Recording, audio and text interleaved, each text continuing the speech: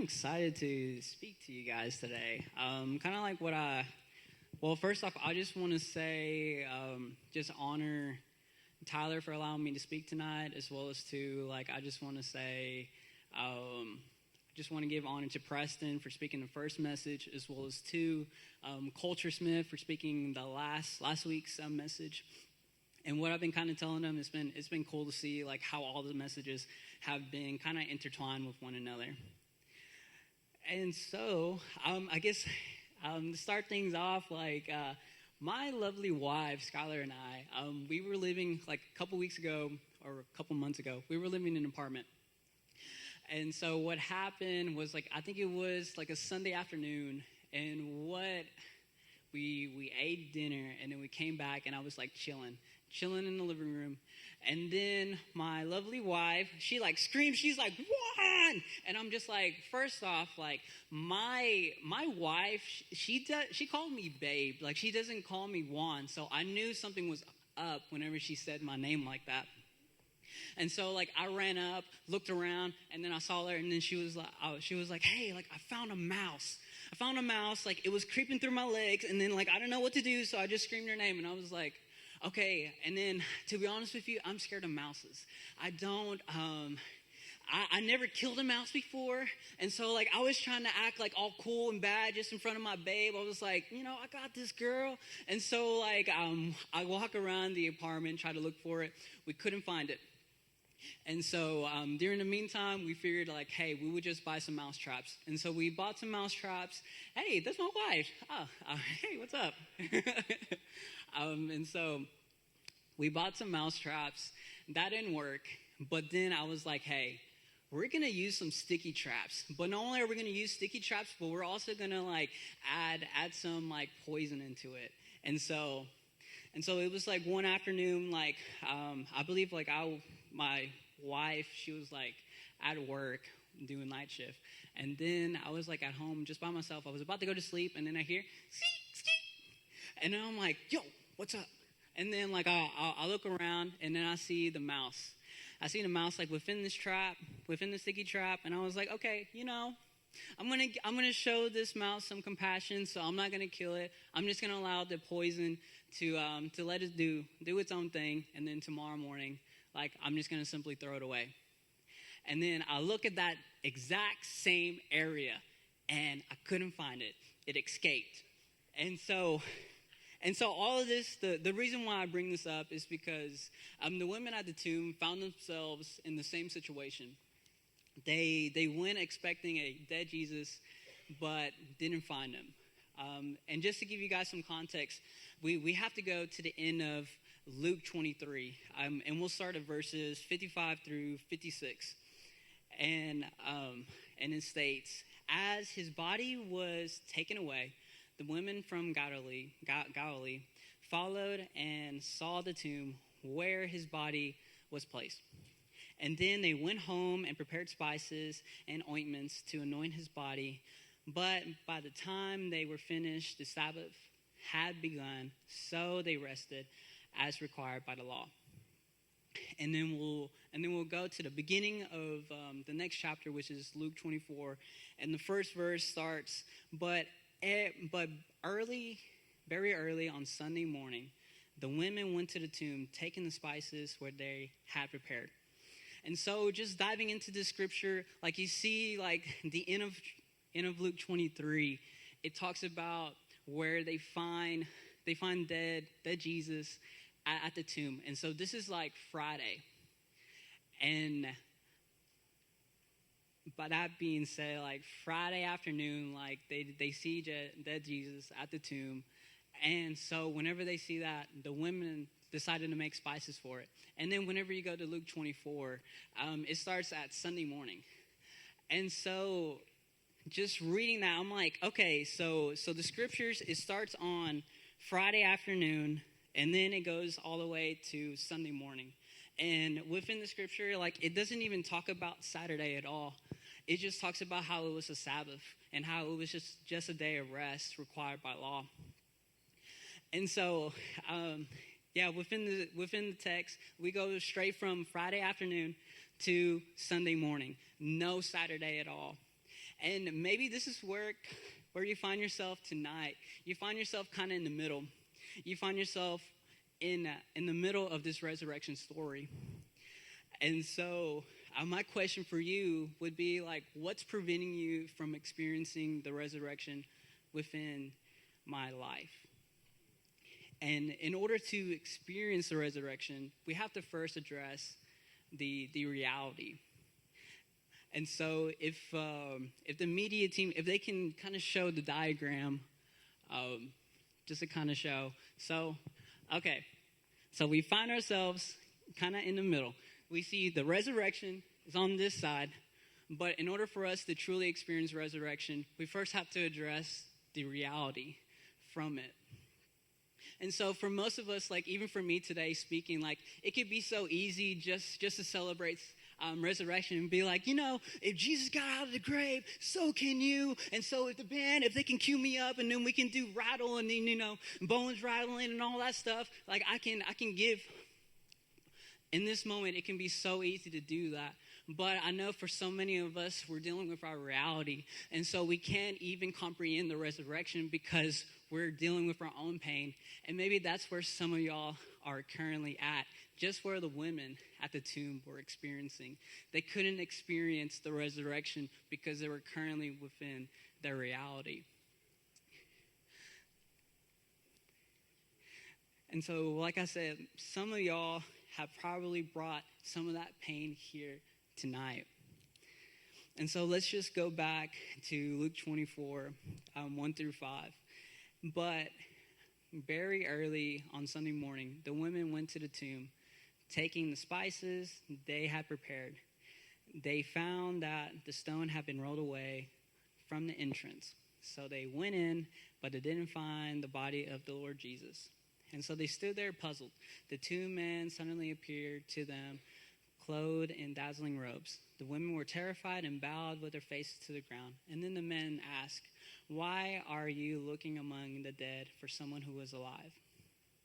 Their reality was that they were going to the tomb, bringing spices so they could preserve Jesus' dead body so people can pay their respects. They weren't able to do it earlier on Saturday because of the Sabbath, which I mentioned before is a day of rest required by law.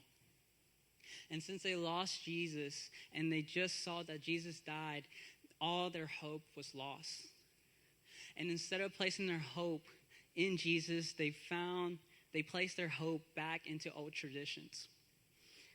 Pain makes us cling into reality instead of entering into the resurrection.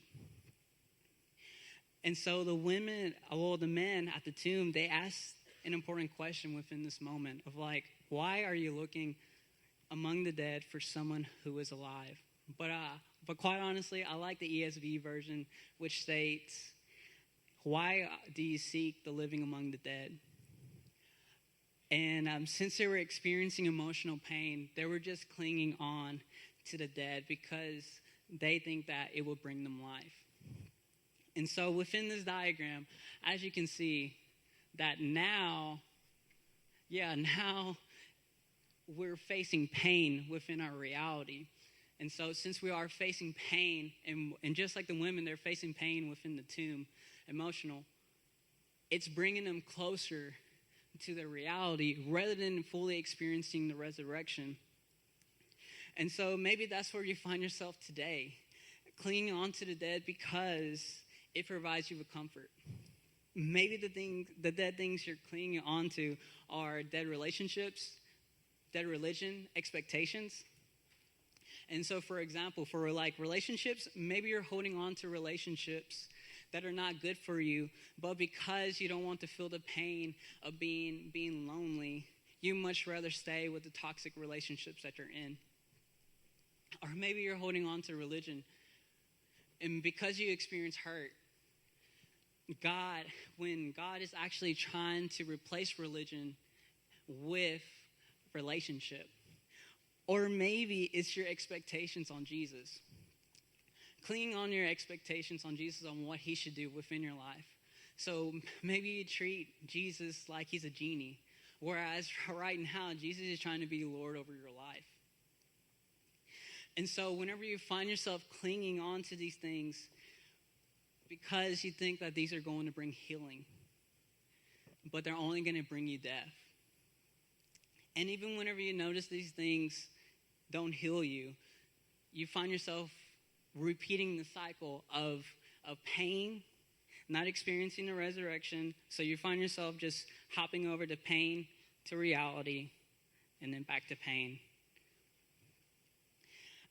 And so just as the women at the tomb, they were trying to cover, just like the women at the tomb, we're trying to cover our dead things with spices because we won't let them die, when God is actually trying to do something new within our lives.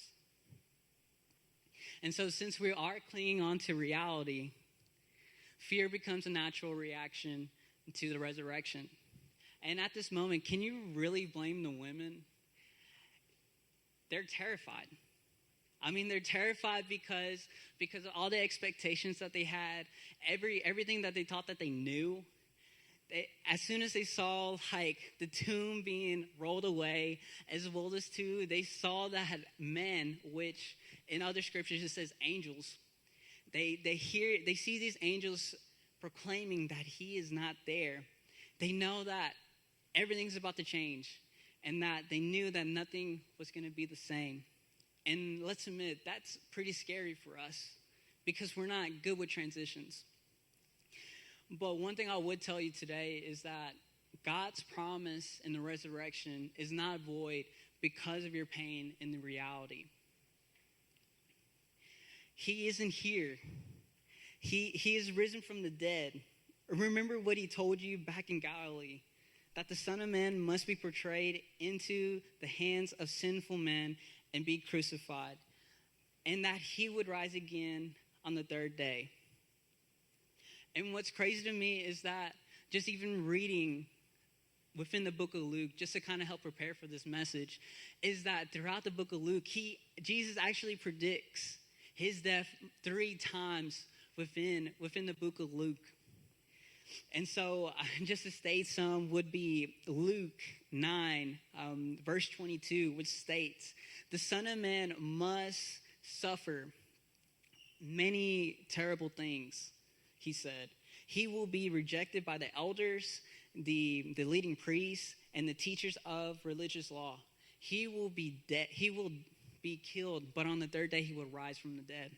And then let's go to verse 44, where it states, "Listen to me and remember what I say. The Son of Man is going to be portrayed into the hands of his enemies."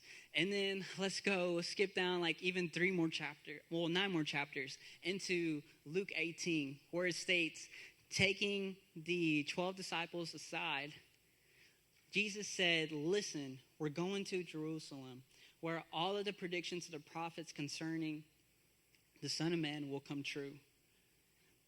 And then he will be handed over to the Romans, and he will be mocked, treated shamefully, and spitted upon.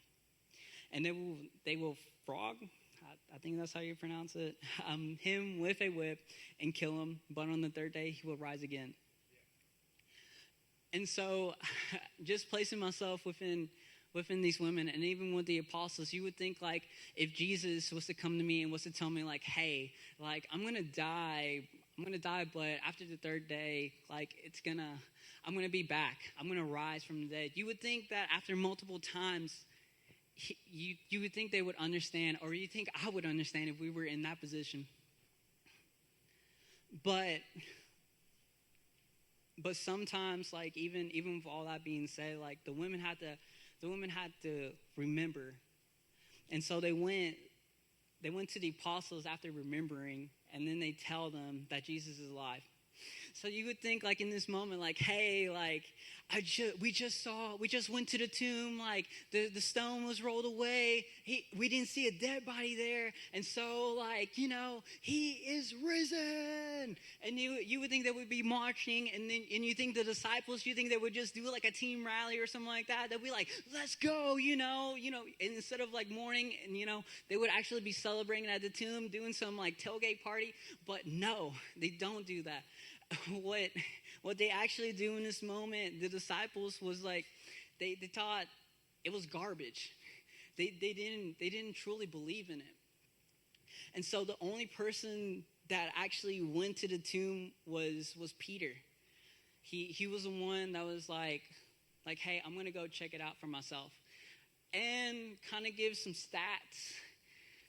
If like about 11 or 12 of them were told about the good news and only one of them actually did something about it, that's only like about roughly like a 9% success rate, which isn't that good. And even reading throughout the scripture and even trying to prepare for this, like I was just wondering, like, why Peter? Why was Peter the only person that actually did something with the good news? And then the more I read it, the more I figured out why. And so starting in Luke 22, verse 33 through 34, Peter said, Lord, I am ready to go to prison with you and even die with you. But Jesus said, Peter, let me tell you something. Like all gangster, I guess you can even say. Before the rooster crows tomorrow morning, you will deny me 3 times that you even know me.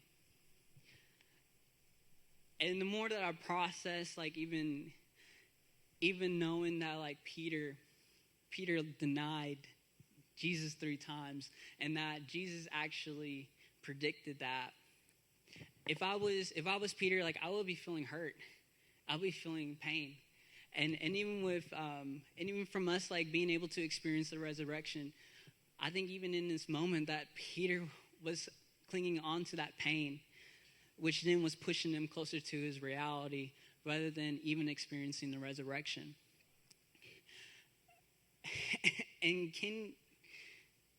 And even with Peter going to the tomb, you can only experience, or you can only feel like he was trying to go there to get a second chance with Jesus, being like, I know I denied you 3 times, but I figure like if I go to the tomb just to see if he's there, like maybe I can get a second chance with him.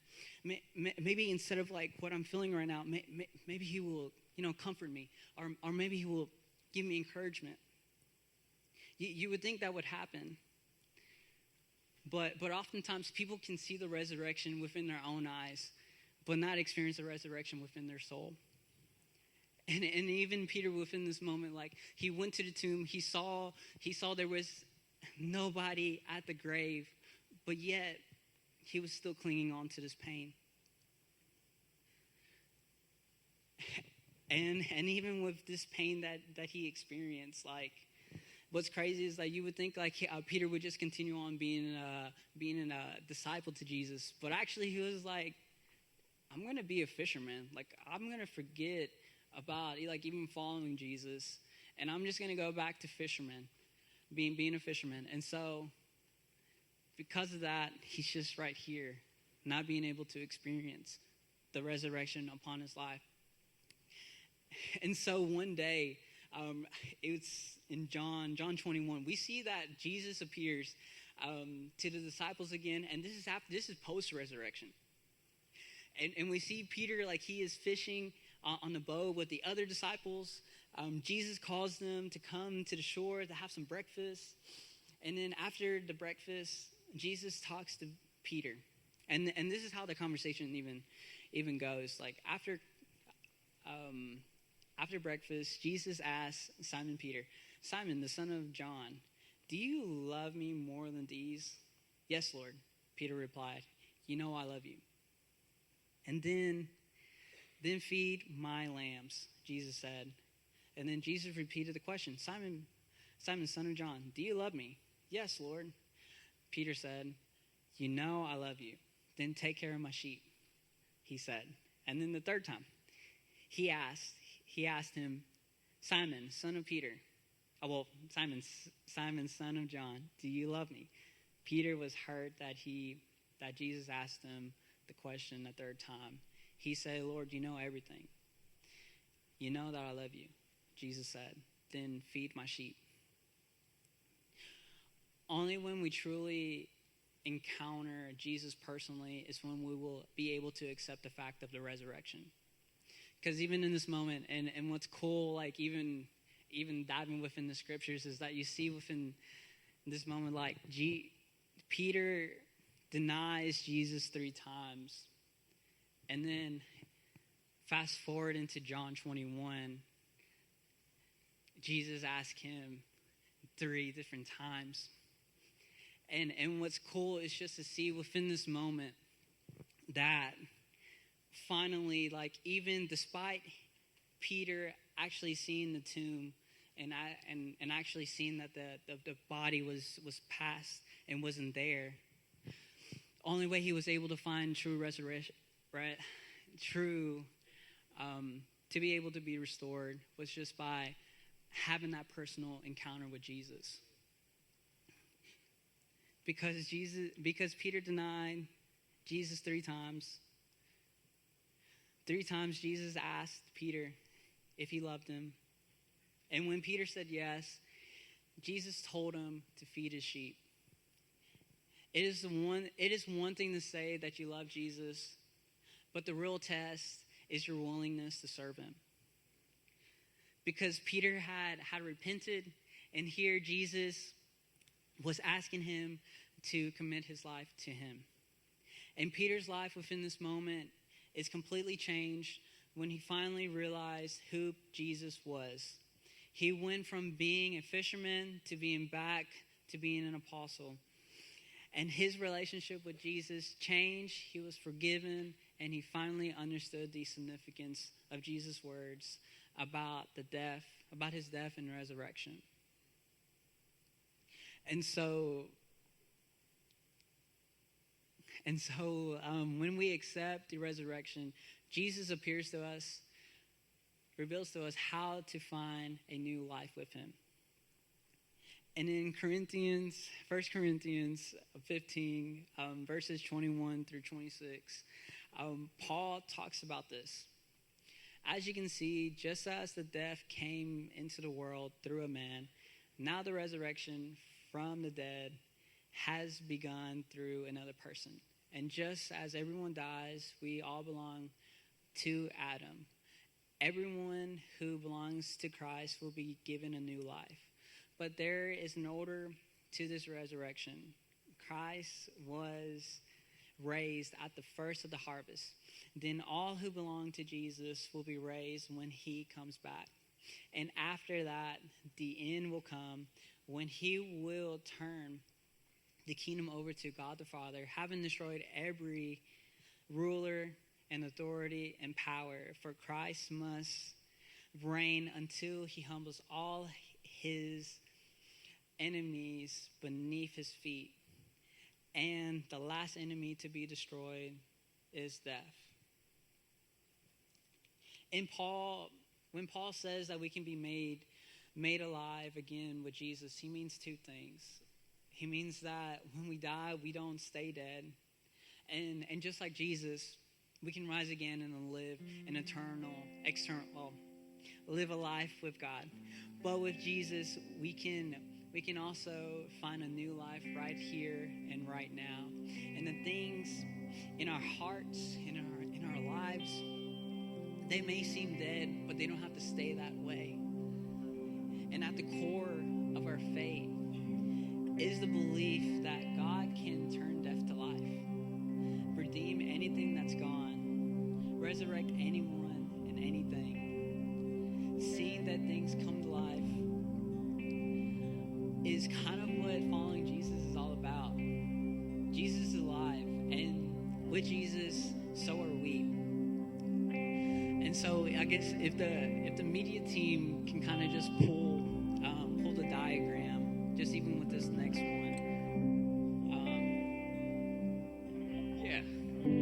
If you don't get anything else, here's this. Your faith will either lead you back to your old belief in reality, or lead you to the new belief in the resurrection.